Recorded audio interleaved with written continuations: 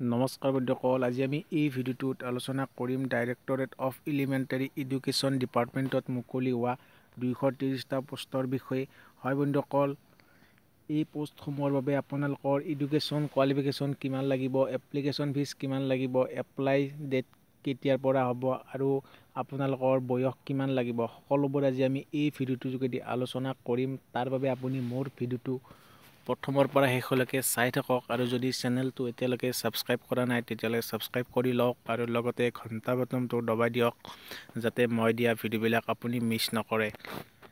হয় বন্ধুসকল, ইয়াতে আপোনালোকৰ এটা অফিচিয়েল নটিফিকেশ্যন ওলাইছে আৰু ইয়াতে কৈছে যে directorate of elementary education Assam recently release 3 difficult recruitment notification regarding the recruitment.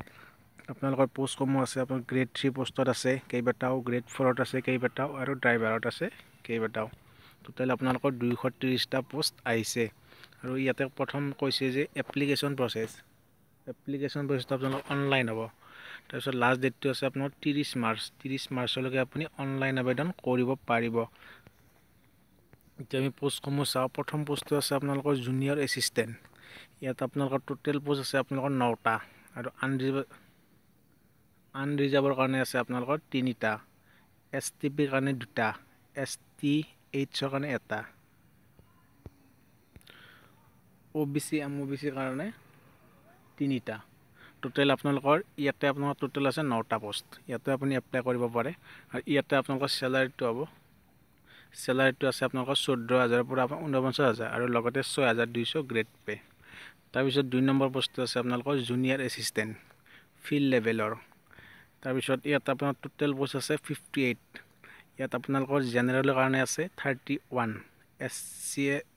SCৰ কাৰণে আছে 3টা, STPৰ কাৰণে আছে 5টা, STHৰ কাৰণে 6টা আৰু আপোনাৰ OBC MOBCৰ কাৰণে 13টা। টোটেল আপোনালোকৰ 58টা পোষ্ট আছে। এইটো পোষ্টত আপুনি এপ্লাই যদি কৰিব পাৰে। তাৰপিছত চেলাৰীটো একেই আছে, 14,000 পৰা 49,000 আৰু 6,200 গ্ৰেড পে' থাকিব। তাৰপৰা 3 নম্বৰ পোষ্টটো আছে আপোনালোকৰ 3 নম্বৰ পোষ্টটো হ'ল আপোনালোকৰ ষ্টেটিষ্টিকেল এছিষ্টেণ্ট। এইটো ফিল্ড লেভেলৰ, ফিল্ডত ঘূৰা কাম হ'ব।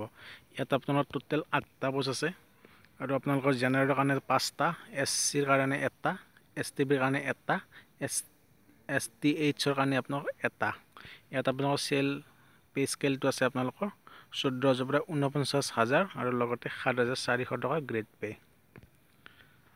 তাৰপিছত নেক্সট পোষ্টটো আছে আপোনালোকৰ computer field level establish under এই ডিপাৰ্টমেণ্টটোৰ ভিতৰত আছে। আপোনালোকৰ ইয়াত আছে 3টা। আপোনালোকৰ আনৰিজাৰ্ভ জেনেৰেলৰ কাৰণে আছে আপোনালোকৰ 1টা, STPৰ কাৰণে আছে 1টা আৰু STHৰ কাৰণে আছে 1টা। টোটেল 3টা আছে। আপোনাৰ পে' স্কেলটো থাকিব 14,000 পৰা 49,000 আৰু লগত 6,200 গ্ৰেড পে' থাকিব। তাৰপিছত 5 নম্বৰ পোষ্টটো আছে আপোনালোকৰ গ্ৰেড 4 পিয়ন পোষ্ট। ইয়াত আপোনালোকৰ টোটেল 9টা পোষ্ট আছে আৰু আপোনালোকৰ আনৰিজাৰ্ভৰ কাৰণে 3টা, STPৰ কাৰণে 1টা, STHৰ কাৰণে 2টা আৰু OBC MOBCৰ কাৰণে 3টা। টোটেল 9টা পোষ্ট আছে আপোনালোকৰ। এইটো আপোনাৰ চেলাৰীটো হ'ব 12,000ৰ পৰা আপোনাৰ 30,500 আৰু গ্ৰেড পে' 3,900 টকা থাকিব। তাৰপিছত আছে আপোনালোকৰ 6 নম্বৰ পোষ্টটো গ্ৰেড 4 পিয়ন পোষ্ট। এইটো আপোনাৰ ফিল্ড লেভেল, ফিল্ডৰ পিয়ন পোষ্ট হ'ব। আপোনাৰ ইয়াত টোটেল পোষ্ট আছে আপোনালোকৰ 139টা, 139টা আছে।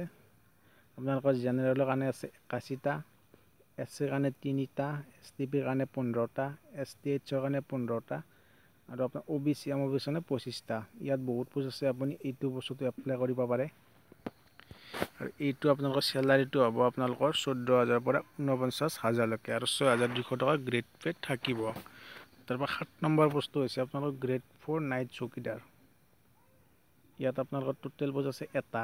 ইয়াতে অকল আনৰিজাৰ্ভৰ কাৰণে আছে আৰু এইটো পোষ্টৰ কাৰণে আপোনাৰ চেলাৰী থাকিব 14,000 পৰা 49,000 আৰু 6,200 টকা আপোনালোকৰ গ্ৰেড পে' থাকিব।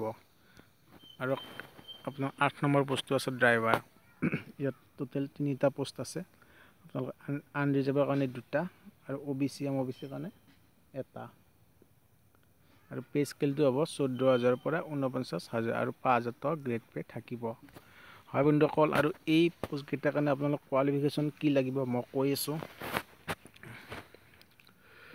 ইয়াতে কৈছে যে for serial number 1 to 4 1 to 4 লৈকে the candidate must process bachelor degree from recognized university ইয়াতে মই দেখাই দিছো 1 to 4 লৈকে মানে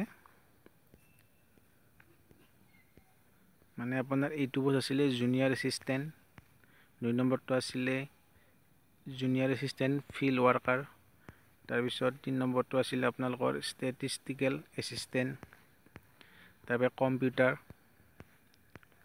এই 4 নম্বৰ পোষ্টলৈকে আপোনালোকক ইয়াতে কৈছে ডিগ্ৰী লাগিব